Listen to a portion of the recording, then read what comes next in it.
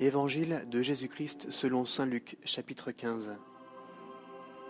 Cependant tous les publicains et les pécheurs s'approchaient de lui pour l'entendre.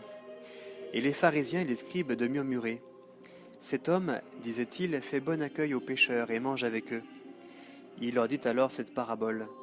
Lequel d'entre vous, s'il a 100 brebis et vient à en perdre une, n'abandonne les 99 autres dans le désert pour s'en aller après celle qui est perdue, jusqu'à ce qu'il l'ait retrouvée. Et quand il l'a retrouvée, il la met tout joyeux sur ses épaules. Et de retour chez lui, il assemble amis et voisins et leur dit « Réjouissez-vous avec moi, car je l'ai retrouvée, ma brebis qui était perdue. » C'est ainsi, je vous le dis, qu'il y aura plus de joie dans le ciel pour un seul pécheur qui se repent que pour 99 justes qui n'ont pas besoin de repentir. Ou bien, quelle est la femme qui, si elle a 10 drachmes et vient à en perdre une, n'allume une lampe, ne balaie la maison et ne cherche avec soin jusqu'à ce qu'elle l'ait retrouvée. Et quand elle l'a retrouvée, elle assemble amis et voisines et leur dit « Réjouissez-vous avec moi, car je l'ai retrouvée, la drachme que j'avais perdue. » C'est ainsi, je vous le dis, qu'il naît de la joie dans les anges de Dieu pour un seul pécheur qui se repent. Il dit encore « Un homme avait 2 fils. Le plus jeune dit à son père « Père, donne-moi la part de fortune qui me revient. » Et le père leur partagea son bien. Peu de jours après, rassemblant tout son avoir, le plus jeune fils partit pour un pays lointain, et y dissipa son bien en vivant dans l'inconduite.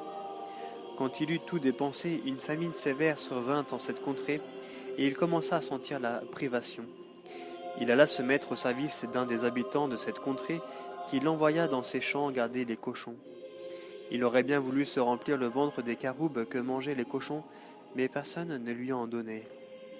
Rentrant alors en lui-même, il se dit « Combien de mercenaires de mon père ont du pain en surabondance, et moi je suis ici à périr de faim. Je veux partir, aller vers mon père et lui dire « Père, j'ai péché contre le ciel et envers toi, je ne mérite plus d'être appelé ton fils, traite-moi comme l'un de tes mercenaires. » Il partit donc et s'en alla vers son père. Tandis qu'il était encore loin, son père l'aperçut et fut pris de pitié. Il courut se jeter à son cou et l'embrassa tendrement. Le fils alors lui dit « Père, j'ai péché contre le ciel et envers toi, je ne mérite plus d'être appelé ton fils. » Mais le père dit à ses serviteurs « Vite, apportez la plus belle robe et l'en revêtez, mettez-lui un anneau au doigt et des chaussures aux pieds, amenez le veau gras, tuez-le, mangeons et festoyons, car mon fils que voilà était mort, et il est revenu à la vie. Il était perdu et il est retrouvé. » Et ils se mirent à festoyer. Son fils aîné était au champ. Quand à son retour il fut près de la maison, il entendit de la musique et des danses. Appelant un des serviteurs, il s'enquérait de ce que cela pouvait bien être. Celui-ci lui dit « C'est ton frère qui est arrivé, et ton père a tué le veau gras, parce qu'il l'a recouvré en bonne santé. » Il se mit alors en colère, et il refusait d'entrer.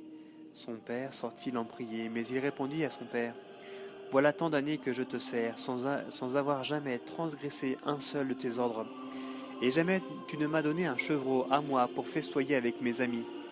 Et puis ton fils que voici revient-il après avoir dévoré ton bien avec des prostituées, tu fais tuer pour lui le veau gras. » Mais le père lui dit « Toi, mon enfant, tu es toujours avec moi, et tout ce qui est à moi est à toi.